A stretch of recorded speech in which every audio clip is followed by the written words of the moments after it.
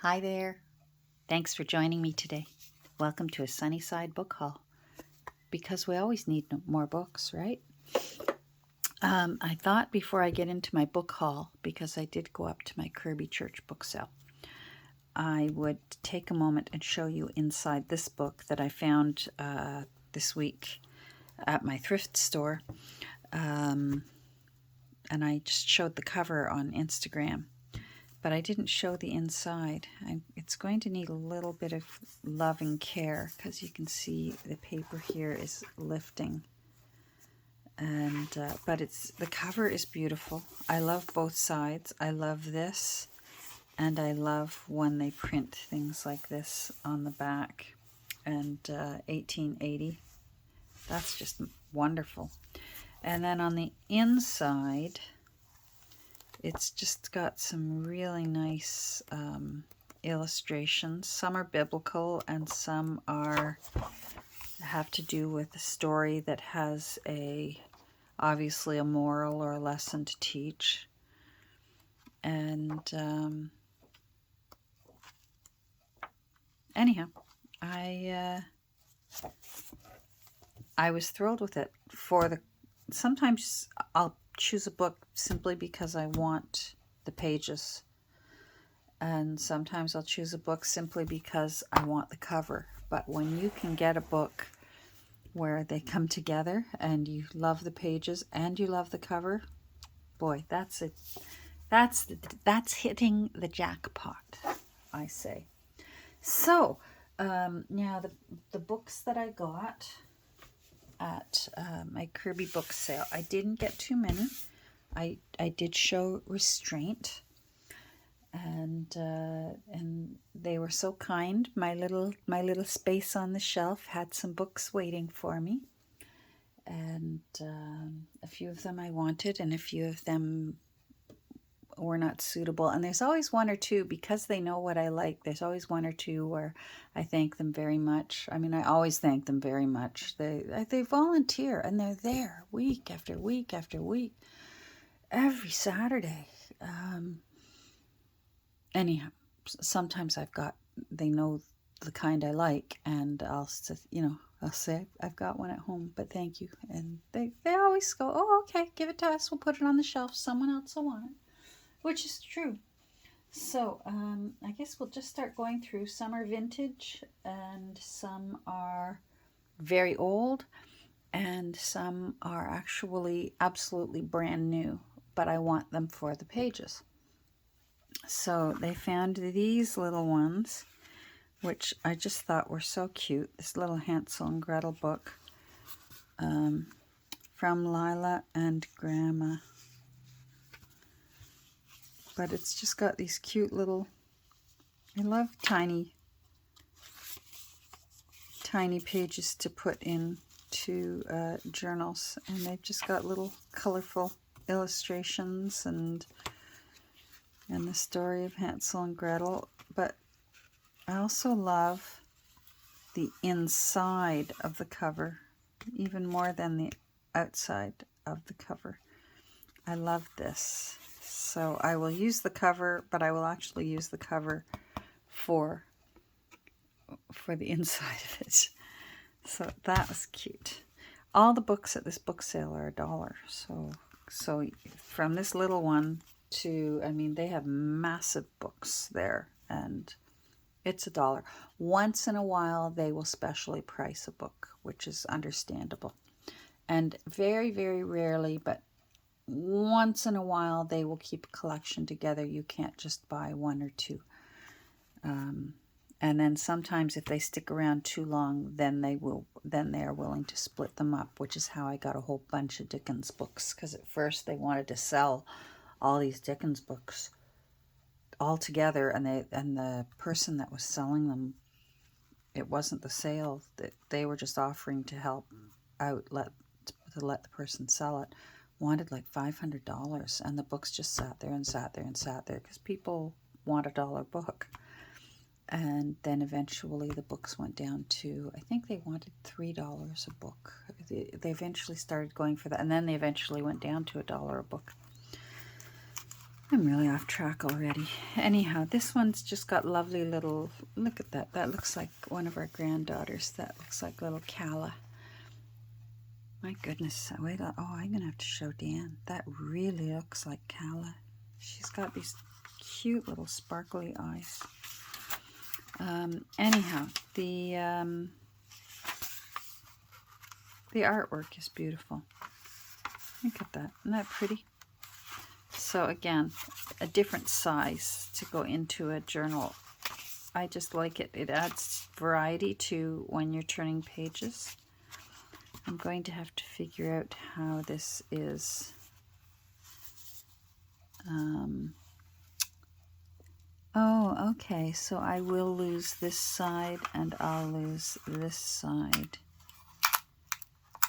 because those pages are the end pages. And then it looks like the rest are glued in. I'll figure it out later. I don't want to take up too much time. Found this book. I loved its simplicity, and I loved just the spine was still nice, and the spine was still relatively the same color, slightly faded as the cover, but I like the gold. You know me, I can't resist gold. A little flower on it. This one might even, hold on. It might even let me put a full, no, I don't like that. It's different color poem. Different color gold. Poems isn't a bad title to have. I like when the end papers are pretty and can simply be reused. And then this one, I think it has the year 1882. So that's nice. That beautiful. See, foxing. Now I know. There's some foxing there. I love that. Let me find a page that I don't think I'll ever use. And we'll see how cracky it is. That's not, oh, it's pretty cracky. I was starting to take apart a book yesterday, and it was from like 1847. The paper's fantastic. I'm so excited about reusing the paper. Anyhow, so that book, I'm looking forward to making a journal out of that book. I loved this little book, The Curly Tops on Star Island. Curly Tops. How cute. Out of my 5, only one had curly hair. Now, what did this have a year? Yes, 1918. I just thought that was a cute little, that'll make for a cute little cover and a cute little journal. And for 1918, it's in very nice condition. So we have that. This is vintage, and I probably shouldn't have got it, but I couldn't resist. Let me come in a bit. No, it's not going to let me switch the size. Sorry. The artwork is just beautiful in this book. 1958. So it's vintage.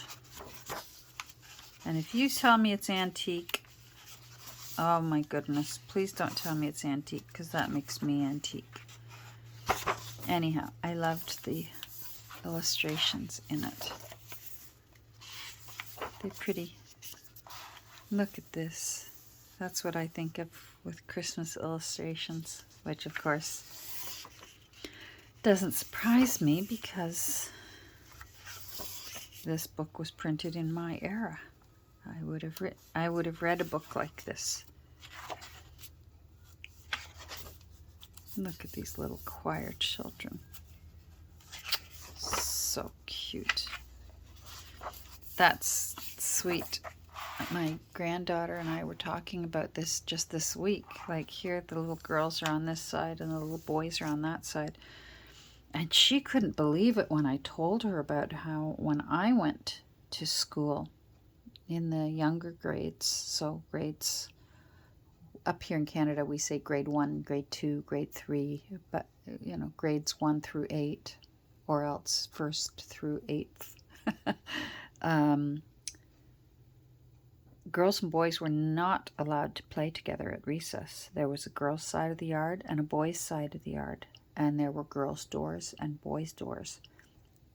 And when the bell would go off, the girls would line up at the girls' door and the boys would line up at the boys' door to go in. Now, we still went into the same classrooms and our desks were all intermingled, but when it was time to play outside, you know, before school started or at recess or that, there was a girls' side of the yard and a boys' side of the yard, and there was no intermingling allowed. That just blew her mind. She could not get over it.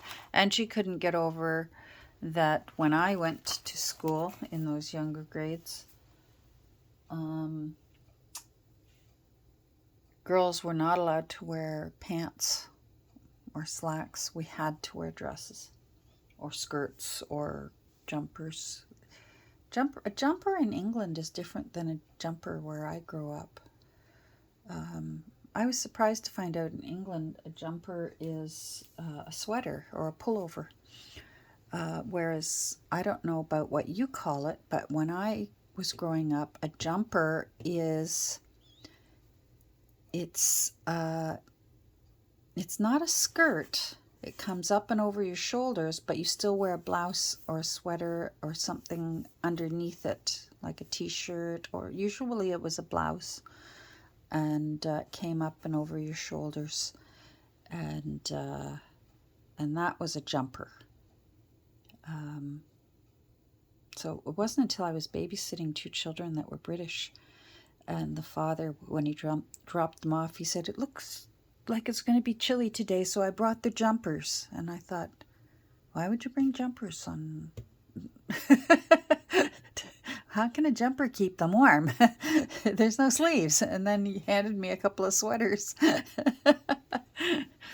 I love that about language.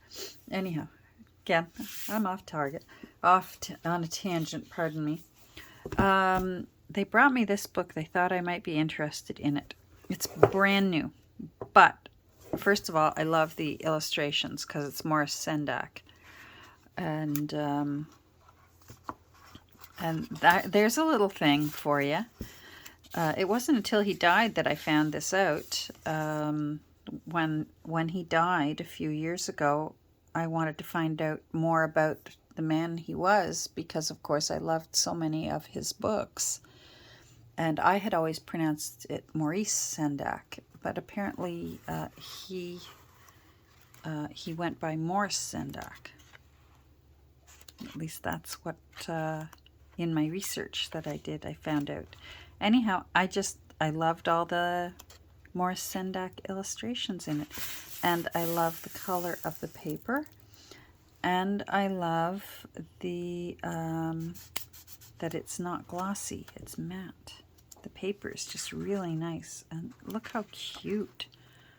Those illustrations are just so cute. So I thought this goes into my stack of books I want to read. I saw Esau. So I always have a stack of books that I want to read before I cut them up.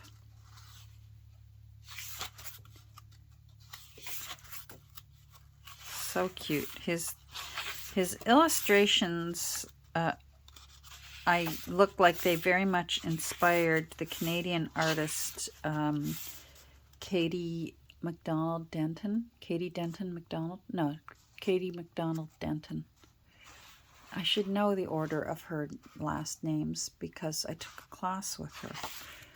And she has a very similar way of drawing. Oh my goodness, that little child is anatomically correct. Mr. Sendak. Anyhow, so I grabbed that to read and to eventually cut up, and it's new. And then one of the volunteers there came and found me because it wasn't on my shelf, and she said, "Here, you might like this." And it's The Other Alice, the story of Alice Liddell and Alice in Wonderland. And I knew that there was an actual little girl named Alice that Lewis Carroll, in a way, based Alice in Wonderland, the character, on. But of course they look nothing alike because Alice Liddell, however way you wish to pronounce it. I'll find a photo of her because there are many, many photos of Alice. There's Lewis, or else his actual name was Charles Dodgson.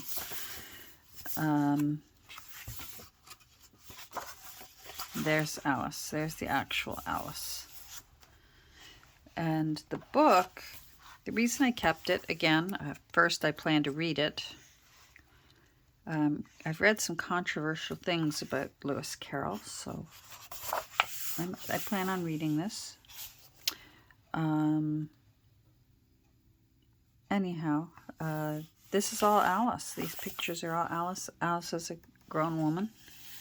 There's Alice in New York in 1932. Just some very interesting, all the photos. And all the drawings. So you can see how this, even though it's a new book, see the photos, they're just beautiful. Those photos are good enough to make faux cabinet cards or faux carte de visite. There's the real Alice. So you can see she was a little brunette that wore her hair in a bob. It reminds me of, there's not very many childhood pictures of my mother, but that's how my mother always wore her hair, in a little page boy cut.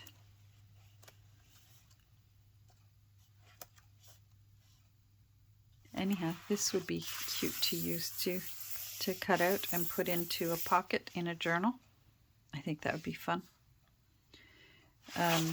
So I just thought that was interesting, and it looks absolutely brand new. So that's for my read before cut. The next one I'm so excited about. It was a box of the Christmas Classics collection. And do you see what's there? Right there. I'm so excited.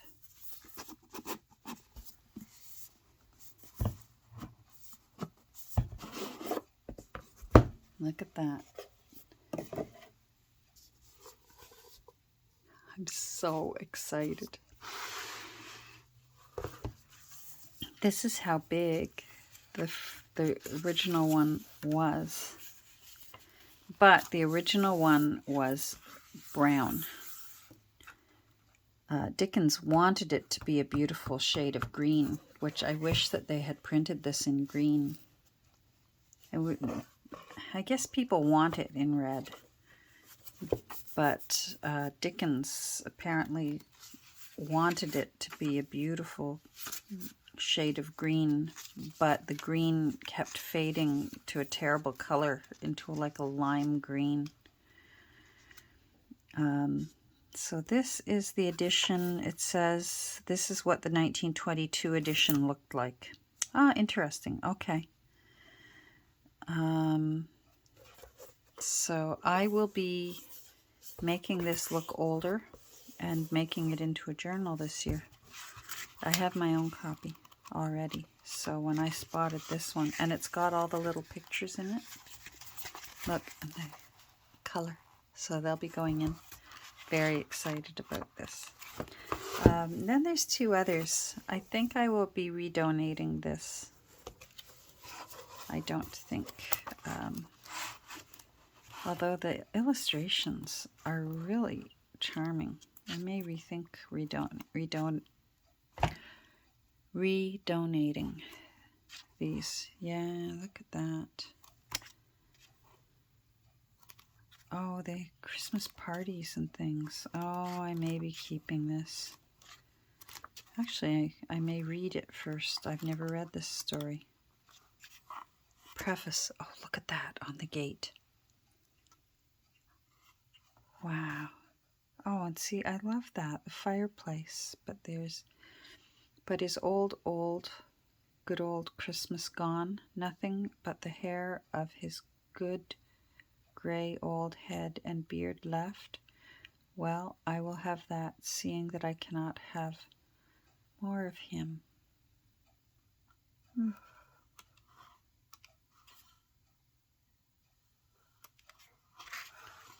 Old Christmas, from the sketchbook of Washington Irving, illustrated by R. Caldecott.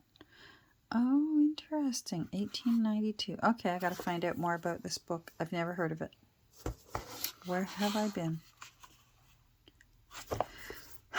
That's in my read pile. Maybe I should take it with me. This one I'm going to give to my daughter. She collects nutcrackers. So I think this will be going to my middle child. So I think she might get a kick out of this book. So you wouldn't believe how many nutcrackers she has.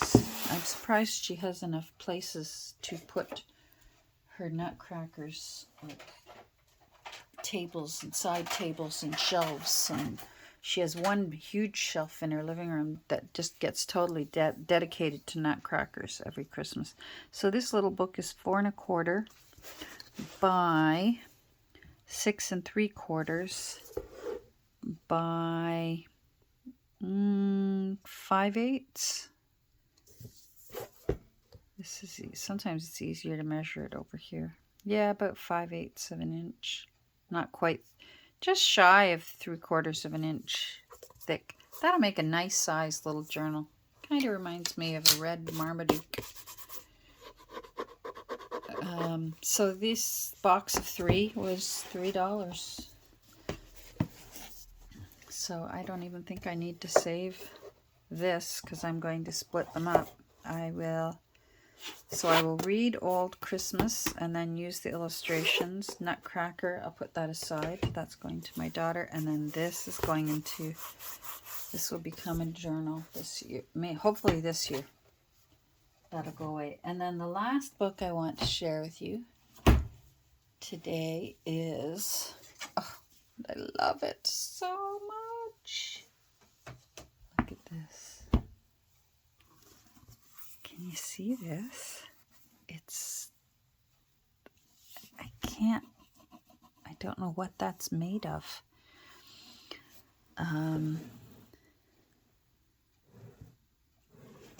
Longfellow illustrated landscape series of poets. I looked it up, and sure enough, this publisher, Gall and Inglis, did put out this series of books from poets, and it's got beveled edges, and it's got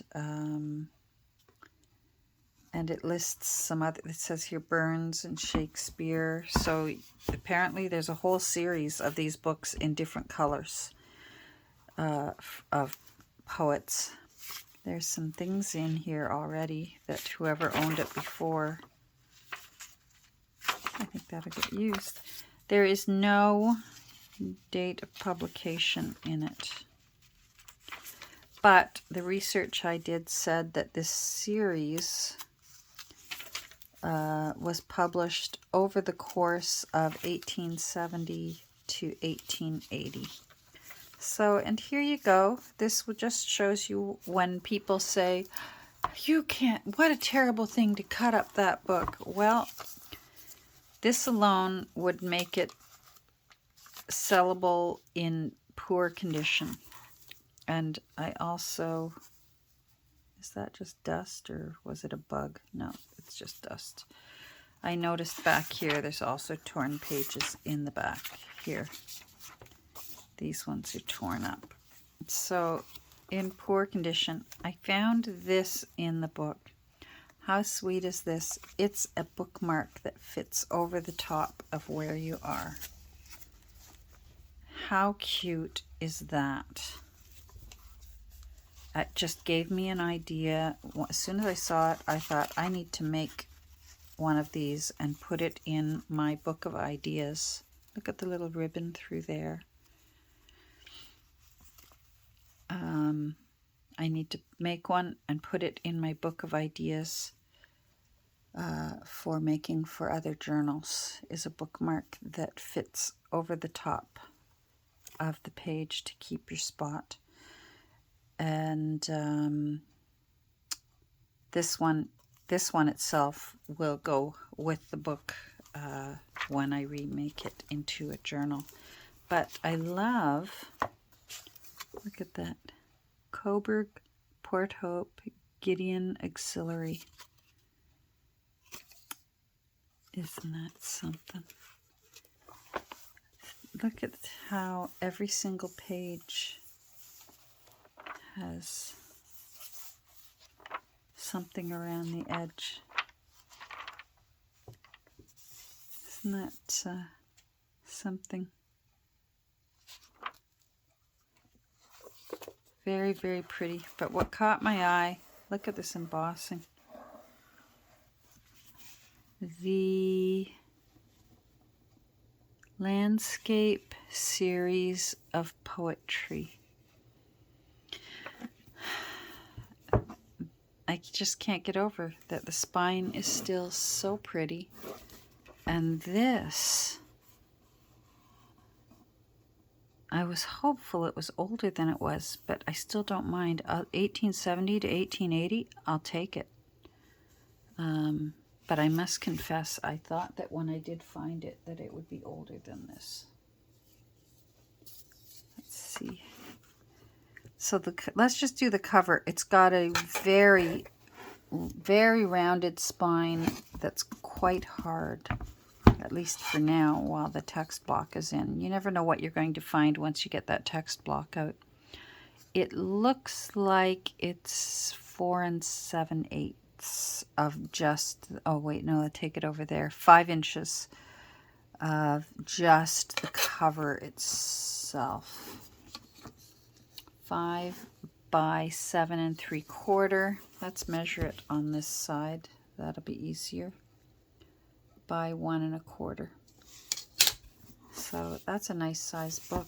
I'm looking forward to making this into a journal, but I think it's not going to happen until the spring or at least the new year. But that, I love that. And I've already noticed the ones that I found still for sale, because you can get various versions of this. They're on eBay, so go look for it. If this caught your eye and you're thinking, oh, I love it, well, there were other ones. There was, like it says down here, there was Shakespeare's poetical works, Burns' poetical works, Wordsworth's poetical works. Like it's absolutely a series, and they're all in different colors. So I saw a red one and a green one and a burgundy one. This just happened to be the only one they had there at the Kirby book sale.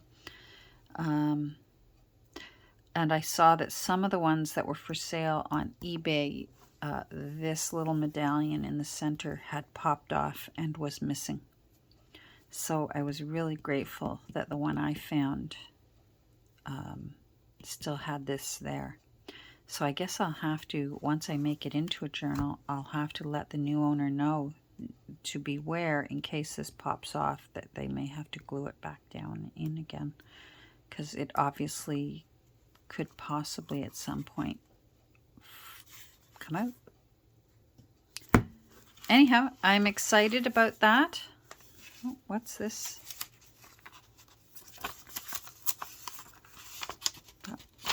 That looks vintage. Yes, 1975. Revenue Canada, Customs and Excise. Oh, someone was crossing the border.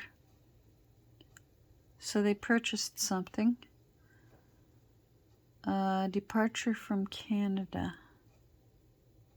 Oh, she lived in Cobourg. Curtis Crescent. Oh, now I'm going to have to find out where that is because my parents lived in Cobourg for years and years. Customs and Immigration. Allie Davidson.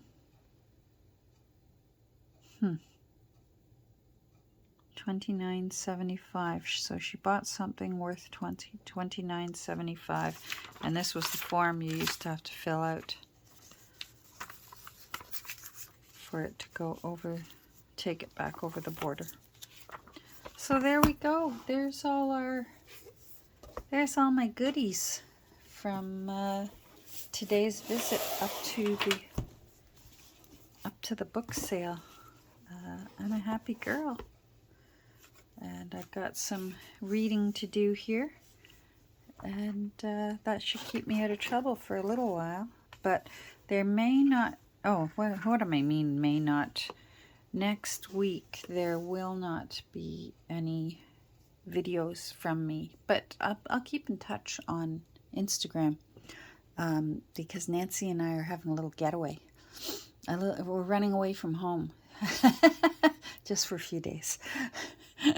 So my hubby gets to stay home, and he gets to have some daddy-daughter time with Kirby, and Nancy and I are going to take off, and we're going to go over the border and get all the goodies that we can't get here in Canada and can only get across the border, and then also maybe hit a few of the little places on our side of the border as well. When I say border, we're going to go up to Niagara-on-the-Lake. So, and I love it there at this time of year. This is the perfect time of year because it's not too hot and school's back in, so the tourists have really calmed down. It'll just be really, really pleasant as far as crowds. It's such a quaint little town that it actually is just barraged with tourists who want to see it. Plus, it's just so historical. I mean, the War of 1812, it had a great deal to do with the War of 1812. And anyhow, so hopefully there will still be another video tomorrow and maybe Tuesday before we get going. And then there'll be quite a few days where there'll be no videos. And knowing Nancy, she's probably got a whole stack all ready to go. And she'll keep in touch. She's good that way.